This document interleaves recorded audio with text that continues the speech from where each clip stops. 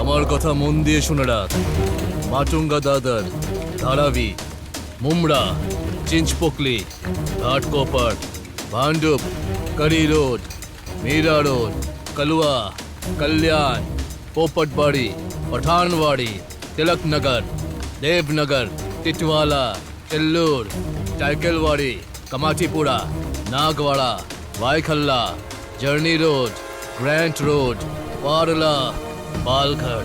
চিনিকে বলে দিস এই এলাকাগুলোয় যেন কোনোদিন পা না রাখে, আর যদি আসে তাহলে আগুন এমন জিনিস যে জ্বলে না, জ্বালিয়ে দেয়। বাবু আগুন একদম। আচ্ছা, আপনি আমাকে আগে একটা কথা বলুন, আপনার এই বারান্দা থেকে আপনি মহালক্ষ্মীর মন্দির দেখবেন না সিদ্ধিবিনায়কের মন্দির দেখবেন? খুব জোর একটা বুড়িকে ছোলা বিক্রি করতে দেখবেন, ব্যাস এইটুকুই। একবার খেয়ে দেখবেন নাকি? একটা দানা ছোলা যদি খেয়েছেন তাহলে সোজা স্বর্গে। হ্যাঁ,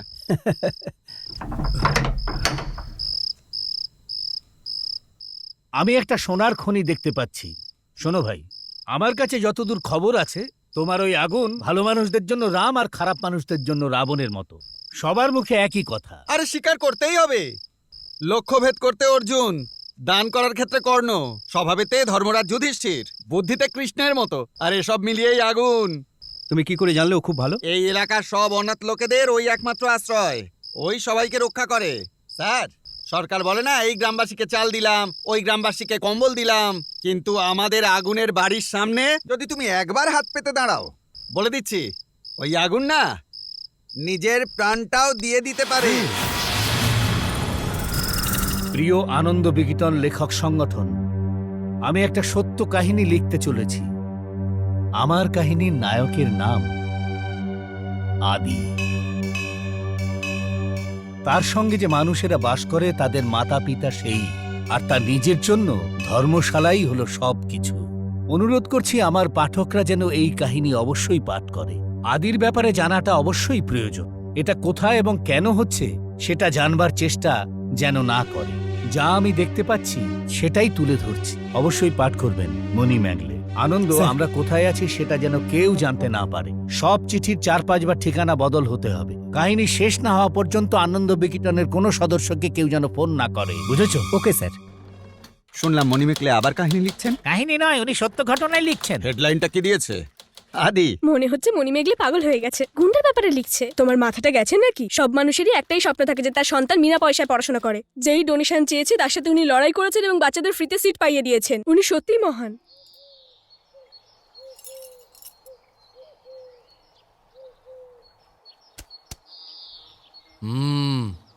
বলুন। আপনি যেটা ভাবছেন সেটা আদৌ নয়। পেরেন্টসদের থেকে ডোনেশন এই জন্য নিই যাতে স্কুলে 4টে সুইমিং পুল হতে পারে আর বাচ্চাদের যাতায়াতের জন্য এসি বাসের ব্যবস্থা করা যায়। আপনি একটু বোঝবার চেষ্টা করুন। কে? আমি না বুঝে? কালেক্টরের ছেলে, ডাক্তারের ছেলে যেখানে পড়াশোনা করে, রিক্সা চালকের ছেলে, শ্রমিকের ছেলের পড়াশোনা করানোর কথা ভাবছি তো, তাই আপনার অবুঝের মতো লাগছে। 5-10 হাজার নেওয়ার পরিবর্তে আপনি 50,000, 1 লাখ পর্যন্ত নিচ্ছেন। সেই জন্য গরিব মানুষগুলো রাস্তায় চলে আসবে। এটা তো আপনার অবুঝের মতনই লাগবে। শুনে রাখুন, স্লেটে অ আ লেখার জন্য 50,000 কেন বলুন? তাহলে টাকা ছাড়া আমরা এত বড় স্কুল কি করে চালাই বলুন? চালাতে পারেন। 2টো সোনার দোকান, 4টে থিয়েটার, একটা শপিং কমপ্লেক্স। এই এলাকায় আপনারা অনেক টাকা কামিয়েছেন। এতটা যথেষ্ট। যত টাকা আছে তাতে গরিব বাচ্চাদের পড়ান। পড়াশোনার জন্য টাকা লাগলে আমি দেব, কিন্তু টাকা যদি পড়াশোনার কারণ হয় তাহলে আমি ছাড়বো না। দেখুন, পড়াশোনার ট্রেন্ড চেঞ্জ হয়েছে। আপনি এই বিষয় নিয়ে কি ভাবছেন? কি ভাবছি? আগুন রেড করে ভাবে। R for revolution, E for education, T for development, এভাবেই ভাবি আমি। ইংরেজিতে আমি শুধুমাত্র এই 3টে শব্দই জানি। তা যাতে সব জায়গায় ছড়িয়ে পড়ে তার জন্য তপস্যা করছে সরস্বতী। ওনার তপস্যা যেন ব্যর্থ না হয়, আমাদের রাজ্য যেন পড়াশোনায় বিহার না হয়ে যায়, এটাই আমি ভাবি।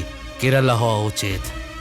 দারিদ্র্যের জন্য পড়াশোনা যেন থেমে না থাকে, ভিক্ষা করেও পড়াশোনা করা উচিত, এটাই আমি ভাবি। কিন্তু যারা পড়তে আসে তাদের ভিক্ষা চাওয়া উচিত, এটা আপনার চিন্তা।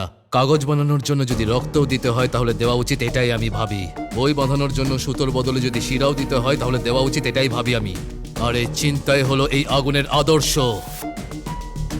তাহলে আপনার শেষ সিদ্ধান্তটা কি? আমি যেগুলো বললাম সেগুলো করতে বলছি। আর যদি না করি তাহলে? আগুন, ওর সাথে চ্যানেল 2-তে কথা বলো, সিট চাও, না হলে ওর শরীরের একটা অংশ চেয়ে নাও। জেলের পাথরে আঁকিবুকি কেটে পড়াশোনা চালানো উচিত, এটা আমি ভাবি।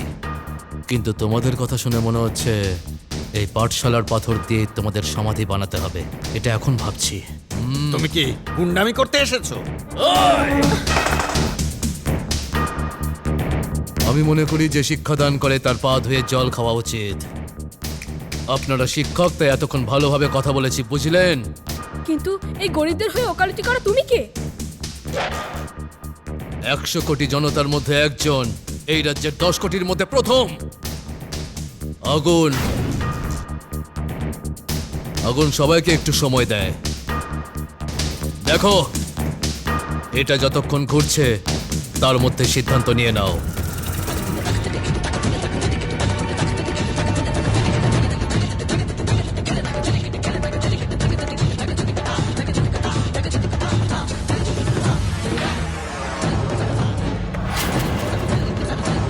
আপনি যা বলছেন তাই হবে।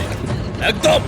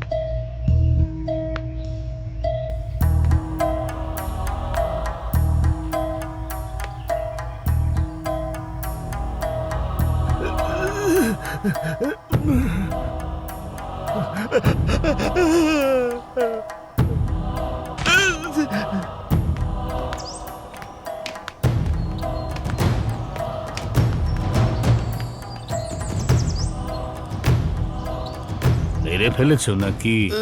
আজকাল আমার দিকে তোমার নজর নেই। সোনার ধান্দা আর কাপড়ের ধান্দার অবস্থা এখন খুব খারাপ। মিথ্যে কথা বলো না। ইংরেজদের সময় বিফোর 1947 এসে বলেছিলে যে একটু দয়া করে টাউন হল রোডে একটা ছোট্ট দোকান করবার জায়গা করে দিন সাহেব। গুজরাটি মানুষ, আমি জায়গা জমি সমস্ত ফেলে চলে এসেছি। প্লিজ প্লিজ সাহেব, একটু দয়া করে টাউন হল রোডে একটা ছোট্ট দোকান করবার মতন জায়গা করে দিন। গুজরাটে সমস্ত জায়গা জমি বিক্রি করে চলে এসেছি সাহেব, প্লিজ প্লিজ। মানুষের পা চেটে বেরিয়েছিস, তোর মাথা গোদবার জন্য এইটুকু জায়গা তোকে কেউ দেয়নি, আমি দিয়েছি। না, আগুন দিয়েছে। আগুন? এখন থেকে সিনিকে হাফতা না দেওয়ার কথা আগুন বলেছে। তোকে ও বললো আর তুই শুনে নিলি? হ্যাঁ, ও যেই রকম বলবে তুই সেটাই করবি? হ্যাঁ, এখন আগুন তোর ভগবান, আমি নই, তাই না? আমি নই। হ্যাঁ, আগুনকে দরকার তোর এখন। আগুনকে ফোন কর, বল আমি দেখা করতে চাই। মুখ কি দেখছিস? যা ফোন কর ওকে।